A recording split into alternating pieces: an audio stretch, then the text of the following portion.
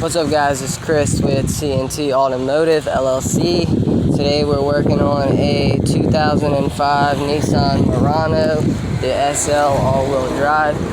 We're going to be changing the oil pan gasket along with the main drive belt on the vehicle. So basically we got the oil draining out now. As you can see here, we got the oil draining. We got the filter there. We've already got it loose. We got it draining a little bit. Be ready to pull that off shortly. Now if you come on the passenger side of the car, there's a cover that goes right here. It's the fender well cover. One here, and it popped off. Usually there's a few more. Sometimes there is, sometimes there isn't.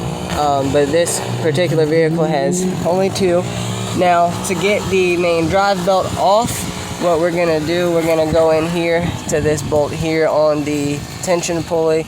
We're going to release or loosen this bolt in the middle of it, and then on top up here, on top of the vehicle, we're gonna go inside here, and if you look down there, there is the other one. Grab a light really quick.